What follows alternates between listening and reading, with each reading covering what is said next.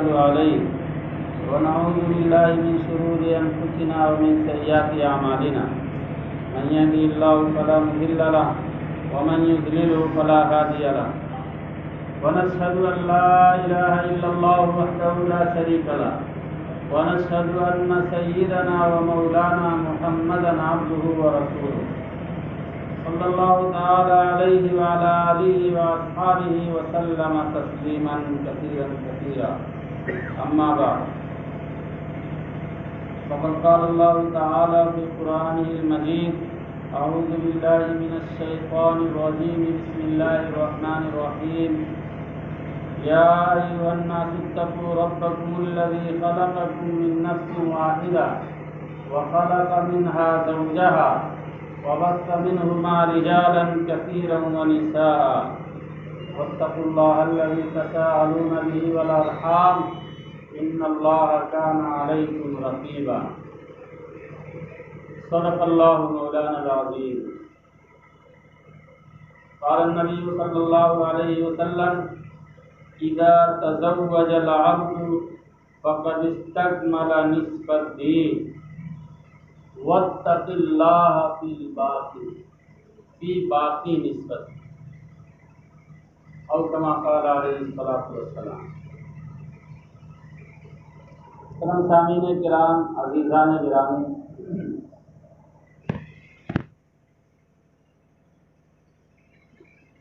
نکاح کی اہمیت اور اس کے فوائد، اس موضوع پر کچھ باتیں پچھلے جمعہ میں آئی تھی۔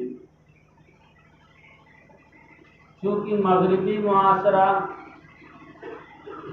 اور خود ہمارے اس ملک کے اندر ہندو مت، جین مت، بدھ مت، بہت سارے مذاہب میں، اس کے علاوہ دنیا کے دیگر مذاہب میں نکاح کا تصور نہیں ہے۔ وہ کہتے ہیں نکاح ترقی میں رکاوٹ ہے، اور خاص طور سے اللہ کا قرب حاصل کرنے کے لیے نکاح جو ہے رکاوٹ ہے۔ چنانچہ رہبانیت والی زندگی، تجرد والی زندگی وہ پسند کرتے ہیں، اور جو لوگ باقی بچتے ہیں مغربی معاشرے میں انہیں نکاح ہونا چاہیے، وہ خواہشات اور جنسی تکمیل تک کی اجازت دیتے ہیں کہ بس ایک جنسی تکمیل پورا کرنا ہے اور ایک مدت تک پورا کرنا ہے، اس کے بعد الگ ہو جانا ہے۔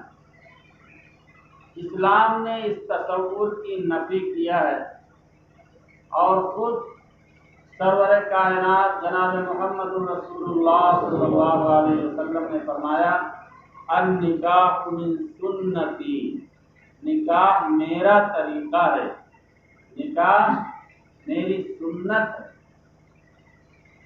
قرآن کریم کہتا ہے وَلَقَدْ أَرْسَلْنَا رُسُلًا مِّن قَبْلِكَ وَجَعَلْنَا لَهُمْ أَزْوَاجًا وَذُرِّيَّةً۔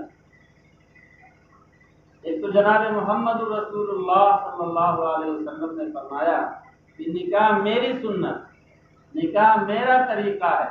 اس کے علاوہ آپ نے یہ بھی فرمایا کہ چند چیزیں انبیاء کی سنتیں ہیں۔ چنانچہ قرآن کریم کی آیت جو میں نے آپ کے سامنے پڑھا ابھی، قرآن کہتا ہے ہم نے آپ سے پہلے بھی رسولوں کو بھیجا ہے۔ وَلَقَدْ أَرْسَلْنَا رُسُلًا مِّن قَبْلِكَ، آپ سے پہلے بھی بہت رسولوں کو ہم نے بھیجا ہے، اور ان کے لیے بیویاں بھی دی ہم نے اور اولاد بھی دیا۔ ازواجا وذریہ، ان کے بھی بیویاں تھیں اور ان کی بھی اولاد تھی۔ ظاہر سی بات ہے نکاح کا سب سے بڑا فائدہ یہ ہے کہ انسانی نسل چلتی رہے گی۔ اگر نکاح کا تصور ختم کر دیا جائے تو کچھ دنوں میں انسانی نسل آگے بڑھنا بند ہو جائے گی، لیکن جب میاں بیوی کا تصور نہیں رہے گا تو اولاد کو پالے گا کون پالے گا؟ کون اتنی بڑی ذمہ داری اٹھائے گا؟ عربوں میں یہ تصور تھا کہ لڑکی کو زندہ درگور کر دیا جاتا تھا اور وہ سسرالی رشتے کو بہت ذلیل و خوار سمجھا کرتے تھے۔ اسی لیے پیدا ہونے کے ساتھ فوراً دفن کر دیا، وہ تصور پھر سے قائم ہو جائے گا۔ اگر نکاح کو ہٹا دیا جائے، نکاح کے تصور کو ختم کر دیا جائے، تو پھر سے وہی ذہنیت، وہی تصور، وہی نظریات پھر سے جنم لیں گے، اور پھر انسان جو ہے، انسانیت تباہی کے دہانے پر کھڑی ہو جائے گی۔ لیکن اسلام نے اور اسلام کے پیشوا ہم سب کے آقا و مولا جناب محمد رسول اللہ صلی اللہ علیہ وسلم نے پہلے دن سے یہ فرما دیا کہ نکاح میری سنت ہے، اور جو نکاح نہ کرے اس کا میرے سے کوئی واسطہ نہیں، اس کا ہم سے کوئی تعلق نہیں۔ لیکن بات یہ ہے کہ نکاح کرنا کب؟ اسلام یہ سکھاتا ہے، اسلام یہ تعلیم دیتا ہے، اسلام اپنے ماننے والوں کو یہ حکم دیتا ہے کہ جب لڑکا اور لڑکی بالغ ہو جائیں اور نان نفقہ کا انتظام شوہر اپنی بیوی کے لیے کرنے پر قادر ہو تو نکاح کر لینا چاہیے۔ سہولت کے باوجود، اسباب و راحت کے باوجود، تمام سہولیات مہیا ہونے کے باوجود، اگر لڑکا اور لڑکی بالغ ہونے کے بعد بے نکاحی طریقے پر رہیں گے، بغیر نکاح کے رہیں گے، اور ان سے خدا نخواستہ کوئی گناہ سرزد ہوتا ہے تو ان کے ماں باپ بھی اس گناہ میں مجرم شامل ہو، مجرم گردانے جائیں۔ کیوں؟ باپ کی یہ ذمہ داری ہوتی ہے کہ جب بچہ پیدا ہو تو اس کا اچھا سا نام رکھے، اس کو قرآن کریم کی تعلیم دے، اور جب بالغ ہو جائے تو اس کے لیے لڑکی ڈھونڈ کر، رشتہ ڈھونڈ کر اس کا نکاح کرے۔ اسلام نے نکاح کو بہت آسان بنایا ہے۔ آج جو معاشرے میں نکاح کو مشکل سمجھا جا رہا ہے یا مانا جا رہا ہے یا دیکھا جا رہا ہے، تجربے میں ہے، ایک ایک نکاح میں 10-10 لاکھ، 20-20 لاکھ، 50-50 لاکھ روپے، اور بعض شادیوں میں تو 50 لاکھ صرف ہال کے ڈیکوریشن میں چلے جاتے ہیں۔ اسلام تھوڑے یہ سکھاتا ہے، اسلام یہ تعلیم نہیں دیتا ہے۔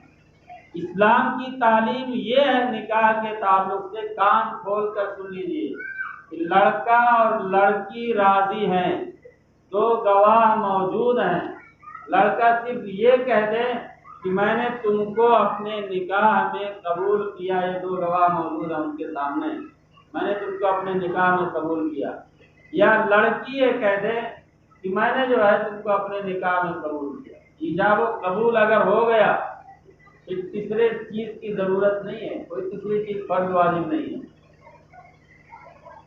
کتنا آسان ہے نکاح، خطبہ پڑھنا سنت ہے، مہر وہ بیوی کا حق ہے،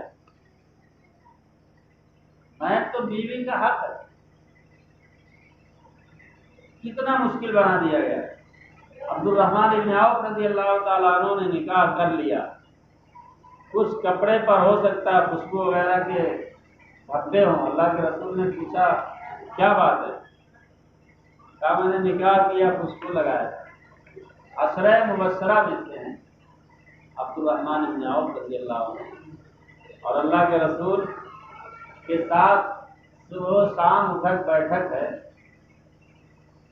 نکاح کر لیے پتہ بھی نہیں چلا۔ 4 مہینہ پہلے سے، 6 مہینہ پہلے سے کارڈ چھپوائے جاتے ہیں، اور کارڈ بھی معمولی درجے کے نہیں، ان کارڈوں کے پیچھے اتنا پیسہ خرچہ کر دیا جاتا ہے کہ اس میں غریب لڑکی کی شادی ہو سکے، نکاح ہو سکے، گھر بستا ہے۔ یہ اسلام تھوڑے سکھاتا ہے۔ اگر ہم مسلمان ہو کے اسلام کا لیبل اور ٹائٹل لگا کے خرچہ کرتے ہیں تو بتائیے ہم کتنے بڑے مجرم۔ ایک تو ہم فضول خرچی کر رہے ہیں، اور ان المبذرین کانوا اخوان الشیاطین، فضول خرچی کرنے والے شیطان کے بھائی ہیں۔ جس طرح نکاح نہ کرنے والے शैतान के भाई हैं। मैंने पिछली बार ये हदीस सुनाया था ना कि हजरत अक्काब से जनाब मोहम्मद रसूलुल्लाह सल्लल्लाहु अलैहि वसल्लम ने पूछा, क्या तुम्हारी बीवी है? उन्होंने कहा नहीं है। कहा मालो असबाब हैं? कहा बहुत मालो असबाब है। कहा फिर तब तो तुम शैतान के भाइयों में से हो। और एक हदीस और सुनाया था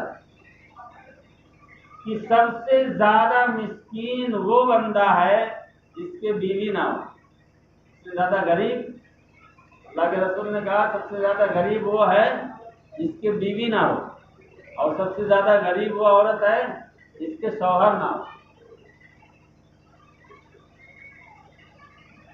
ये है निकाह को अल्लाह के रसूल ने, शरीयत ने, दीन इस्लाम ने बहुत आसान बनाया है। मुफ्ती तकी उस्मानी साहब मद्दलिल्लाहु अलैहि वो फरमाते हैं कि एक बार महफिल में अरब दोस्त आए हुए थे, तो हमारे चाहने वाले आए और उन्होंने सलाम मुसाफा किया और बड़ी मन्नत समानत से दुआ की दरख्वास्त किया कि हुजूर दुआ कीजिएगा, 4 बेटियों का निकाह करना है, बहुत सर के बोझ है। तो जब आदमी अपनी कैफियत को बयान करता है, खास तौर से जो परेशानी वाली कैफियत होते हैं, हालात होते हैं, उनको जब बयान करता है तो चेहरे से इंसान पढ़ लेता है। तो उन अरब दोस्तों ने पूछा कि क्या बात है, बहुत तकलीफ का शिकार है, मुसीबत के शिकार लगता है। कहा इनकी 4 बेटियां हैं, उनका निकाह बाकी है, इसके लिए इनके ऊपर बोझ बहुत है। तो उन्होंने अपना सर पकड़ लिया कि अगर 4 लड़कियों का निकाह करना है तो खुशी की बात है, इसमें टेंशन लेने की क्या बात है। तो समझाया उन्होंने कि यहाँ ऐसा रिवाज है, कई लाख रुपए लड़के वालों को देने पड़ते हैं, फिर बारात आती है, कई लाख रुपए उसमें खर्च हो जाते हैं, फिर दहेज के नाम से देना पड़ता है। तो बेचारे सर पकड़ लिए। अरबों में क्या दस्तूर है, निकाह का अरबों में क्या दस्तूर है, किसी के घर लड़की है तो लड़का वाला लाखों रुपया उस लड़की के घर वालों को देगा, लड़की के घर वालों को देगा। उल्टा चल रहा है कि भाई मैं 5 लाख रुपया या 10,000 रियाल दे रहा हूं, आप अपनी लड़की का मुझसे निकाह करो। 10 लाख दे रहा हूं, अपनी लड़की का मुझसे निकाह करो, अपनी बहन का मुझसे निकाह करो। ये तसव्वुर है। और ये तसव्वुर क्यों बाकी है वहां पे? इसलिए कि वहां पे मीरास में हक दिया जा रहा है। या बड़े बड़े हाजी, नमाजी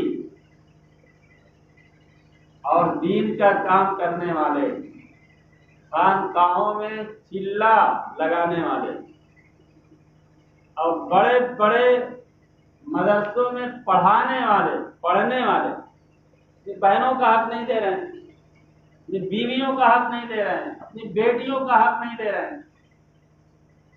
वो बेचारी मिस्कीना ही रहती है। अरबों में कोई औरत मुतल्लका हो जाए या बेवा हो जाए तो वो खाली नहीं बैठती है, उसके ऊपर कोई ना कोई हाथ रखने वाला तैयार रहता है। किसी के शौहर का इंतकाल हो गया तो उसकी इज्जत गुजारने के बाद दूसरा बंदा उसको निकाह का पैगाम भेज देता है। और यहाँ अगर किसी को कह दो, अगर किसी से ये कह दो कि भाई बेवा औरत है उसके निकाह कर दो, नहीं यार कोई कुंवारी औरत बताओ, कोई कुंवारी लड़की बताओ, बेवा से क्या निकाह करेंगे। ये तसव्वुर है। अब ये इस तसव्वुर में और उस तसव्वुर में फर्क क्यों है? इसलिए कि हम औरतों का हक जो कुरान ने दिया है, लिज़्ज़करि मिस्लु हज़्ज़िल उन्सयैन, वो बहन के एतबार से भी उसका हक है, बेटी होने के एतबार से उसका हक है, माँ होने के एतबार से उसका हक है, बीवी होने के एतबार से उसका हक है। आप यूसीकुमुल्लाहु फी औलादिकुम लिज़्ज़करि मिस्लु हज़्ज़िल उन्सयैन, सूरह निसा का 3रा सफ़ा है, 4थे पारे का आप देख लीजिए, ये जो है 18वां सफ़ा है, आप उठाकर देख लीजिए। 4 एतबार से औरतों को हक देना है मीरास में। बहन है तो भी हक बनता है, بیوی ہے تو بھی حق بنتا ہے، بیٹی ہے تو بھی حق بنتا ہے، ماں ہے تو بھی حق بنتا ہے۔ عربوں میں جو بیوہ عورت کو اٹھا لیا جاتا ہے، یعنی اس سے نکاح کر لیا جاتا ہے، مطلقہ عورت سے جو نکاح کر لیا جاتا ہے، کیوں؟ وہ کسی پر بوجھ نہیں بنتی، ان کے پاس خود کی پراپرٹی ہوتی ہے، ان کے پاس خود کا کاروبار ہوتا ہے، ان کے باپ کے مرنے کے بعد انہیں جائیداد میں حصہ ملا ہوتا ہے، ان کا جو کاروبار چلتا رہتا ہے ان کے باپ اور بھائیوں کا، ان کے مرنے کے بعد اس کاروبار میں وہ برابر کی شریک ہوتی ہے۔ اب کسی آدمی کو اس عورت سے نکاح کرنے میں کیا دقت ہے؟ کوئی دقت ہے؟ تو پہلے سے بزنس مین ہے، پہلے سے بہت بڑی تاجر ہے، پہلے سے بہت بڑی پراپرٹی کی مالک ہے، پہلے سے اس کے باپ کی طرف سے اس کو حق ملا ہوا ہے۔ ترکے میں ہمارے یہاں کیا ہوتا ہے؟ جہیز دے دیا تھا نا، ہو گیا ختم۔ جہیز دے کر شادی کیا تھا نا تو حق ادا ہو گیا۔ یعنی شریعت کو ہم اپنے پیٹ سے جنم دے رہے ہیں، اپنے گھر سے جنم دے رہے ہیں۔ شریعت گویا ہمارے گھر کی لوڈی ہے، نعوذ باللہ۔ ہم اپنی منچاہی زندگی گزاریں گے، اپنا منچاہی فیصلہ سنائیں گے۔ اللہ کا فرمان ہے یوصیکم اللہ فی اولادکم للذکر مثل حظ الانثیین، یہ اللہ کا فرمان ہے۔ وَلَهُنَّ الرُّبُعُ مِمَّا تَرَكْتُمْ إِن لَّمْ يَكُن لَّكُمْ وَلَدٌ، یہ بیویوں کے تعلق سے۔ تو ہم اللہ کے فرمان کو ٹھکرا کر اپنا فیصلہ سنا رہے ہیں کہ وہ جہیز دے کر شادی کیا تھا تو اب اس کا حق ادا ہو گیا ہے۔ ایسا نہیں ہے دوستو۔ اگر کوئی بھائی اپنے بہن کا اس طرح حق مارتا ہے کہ باپ کے مرنے کے بعد جائیداد میں اس کو حصہ نہیں دیتا ہے، تو کان کھول کر سن لیجئے، جو حصہ اس بھائی کے پاس آئے گا اپنی بہن کو نہ دے کر، وہ حرام ہوگا، اور وہ حرام مل کر آپ کے پورے مال کو حرام کر ڈالے۔ پھر آپ حرام کھائیں گے اور نماز پڑھیں گے، آپ حرام کھائیں گے، حرام پیسہ جمع کریں گے اور حج کو جائیں گے، اور دنیا والوں کو بتائیں گے میں حاجی ہوں، میں حج کر کے آیا ہوں۔ آپ دنیا والوں کو بتائیں گے میں رمضان کا پورا روزہ رکھا ہوں، آپ دنیا والوں کو بتائیں گے کہ میں 4 ٹائم نمازیں پڑھ لیتا ہوں، 3 ٹائم نمازیں پڑھتا ہوں، یا 5 ٹائم چلو نماز پڑھتا ہوں، اور کھا رہے ہو حرام کھا رہے ہیں۔ ایک لقمہ اگر حرام کا جاتا ہے 40 دن تک ایسے بندے کی دعا قبول نہیں ہوتی، اور لگاتار اگر لقمہ جاتا رہے، لگاتار اگر جاتا رہے، اس لیے کہ لقمہ اگر گیا تو اس لقمے کو جب لقمہ ہضم ہوتا ہے تو اس سے خون بنتا ہے، پھر کچھ حصہ اس کا گوشت بنتا ہے جو ہمارے بدن کے گوشت میں شامل ہو جاتا ہے۔ اس کو کاٹ کر کیسا نکالیں گے؟ جو حرام گوشت بن گیا بدن میں، کیسے کاٹ کر نکالیں گے؟ معمولی چیز نہیں ہے دوستو۔ تو یہ تو میراث کا مسئلہ ہے جو ایک مستقل موضوع ہے، اور مستقل وہ کئی جمعہ چاہتا ہے کہ اگر تفصیل سے بیان کیا جائے، لیکن میں فرق بتا رہا تھا کہ عربوں میں جو رواج ہے اور جو دستور ہے وہ بہت بہتر ہے۔ ایک باپ اپنی بیٹی کو پالتا ہے، کتنے لاڈ پیار سے پالتا ہے، کتنی محبتوں سے پالتا ہے، کتنی محبتوں سے نوازتا ہے، اور وہ پال کر بڑی کر کے وہ آپ کے حوالے کر رہا ہے، تو الٹا وہ مجرم ہے کیا؟ وہ مجرم ہے کہ وہ گاڑی دے، وہ جو ہے کئی لاکھ روپے آپ کو کیش دے۔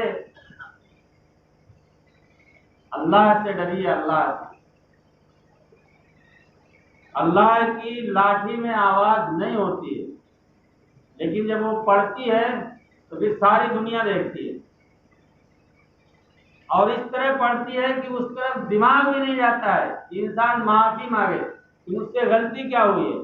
جو اللہ کے نیک بندے ہوتے ہیں وہ سمجھ جاتے ہیں کہ میرے سے غلطی کیا ہوئی ہے۔ جو لیکن فاسق و فاجر ہوتے ہیں، بدکار ہوتے ہیں، گنہگار ہوتے ہیں، ان کو یہ احساس بھی نہیں ہوتا ہے کہ میں نے غلطی کیا کیا ہے جس کی سزا مل رہی ہے۔ وہ کہتے ہیں میں نے کوئی غلطی نہیں کیا۔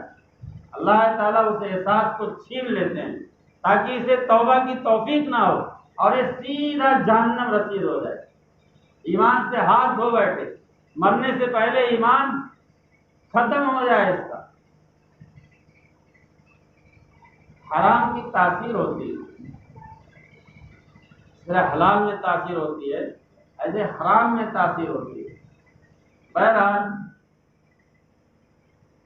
یہ جو فرق میں نے بتایا آپ اندازہ لگائیں، جو باپ پالتا ہے وہ کوئی مجرم نہیں ہے، اور جو لوگ مانگتے ہیں انہیں شرم آنی چاہیے، شرم سے ڈوب مرنا چاہیے۔ ان سے اچھے تو یہ بھکاری ہوتے ہیں جو روڈ پر اور فٹ پاتھ پر کھڑے ہو کر مانگتے ہیں۔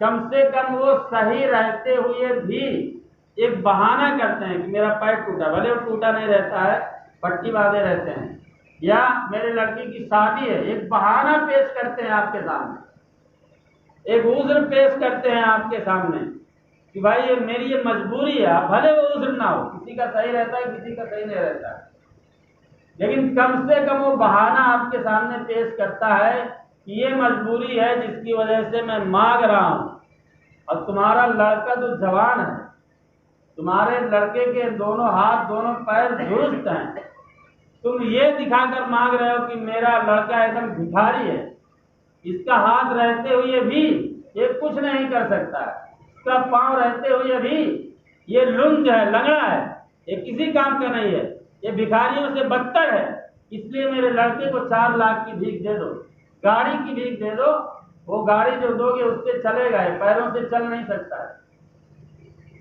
کیا بنا لیا میرے دوستوں نے، اور جب ہم نے ایسا ماحول بنا لیا تو ہوا کیا؟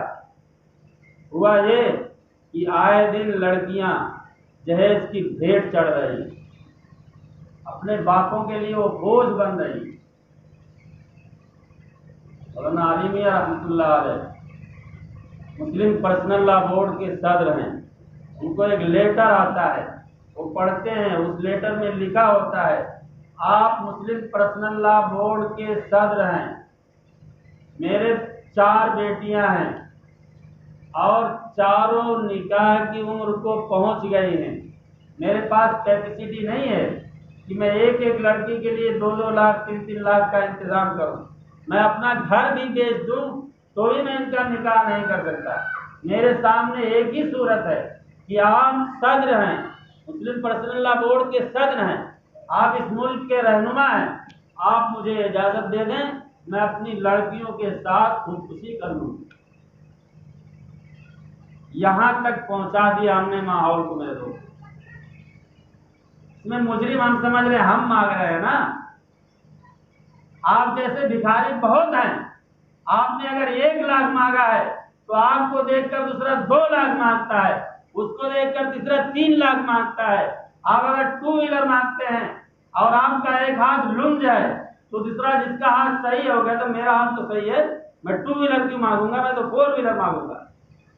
ذرا بھکاری پر چھوڑ دیجئے میرے دوست، یہ میں نہیں کہ آپ کو ہی کہہ رہا ہوں، یہ پوری دنیا کے انسانوں کو میں کہہ رہا ہوں، یہ پیغام جاتا ہے، دور تک جاتا ہے، یہ پہنچے گا انشاءاللہ، اور اس طرح کے پیغام پہنچانے میں مدد کرنی چاہیے آپ لوگوں کو۔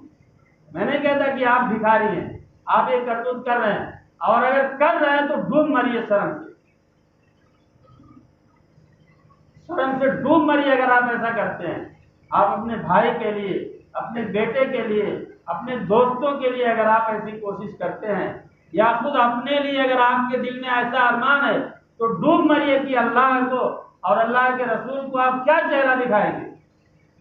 ایسا ماحول بنانے میں آپ مدد کر رہے ہیں، آپ کھلم کھلا مجرم ہیں، آپ دیگر مذاہب کو کے رسم و رواج کو اسلام میں گھسا رہے ہیں۔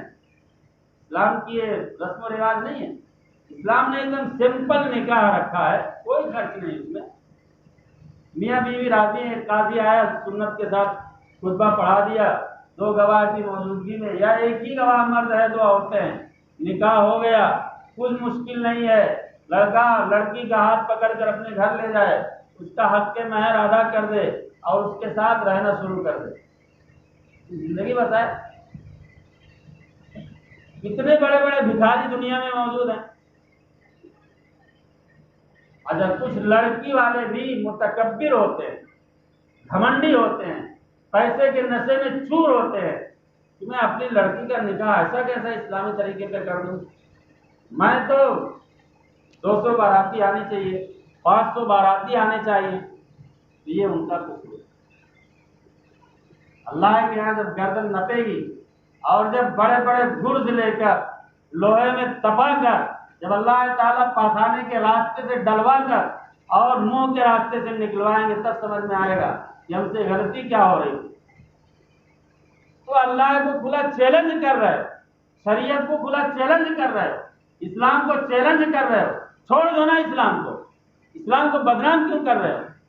ایک طرف اسلامی لباس پہنا ہوا ہے، اسلام کا جو ہے لبادہ اوڑھے ہوئے ہیں، اسلام کا ٹائٹل پہنے ہوئے ہیں، اسلام کی آواز لگا رہے ہیں، مسلمان ہونے کا ڈھڈورا پیٹ رہے ہیں، دوسری طرف سارے رسم و رواج غیر اسلامی، دونوں میں کوئی تال میل نہیں۔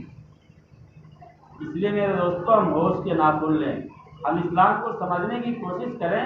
اگر ہم نے اسلام کا کلمہ پڑھا ہے تو اسلام کے تقاضے کیا ہیں، ایمان کے تقاضے کیا ہیں، نکاح کے اصول و ضوابط کیا ہے، طلاق کے اصول و ضوابط کیا ہے، ہم کو میرے دوستوں سمجھنا ہوگا، اور اسلامی طرز پر ہمیں ان ساری عبادات کو کرنا ہوگا۔ نکاح صرف رسم نہیں ہے، نکاح ایک عبادت ہے، میں نے پچھلے جمعہ کو کہا تھا، نکاح ایک عبادت ہے، اور تنہائی میں نوافل پڑھنے سے زیادہ بہتر عبادت ہے نکاح۔ یہ بھی کان کھول کر سن لیجیے، تنہائی میں نوافل پڑھنے سے زیادہ بہتر عبادت ہے نکاح۔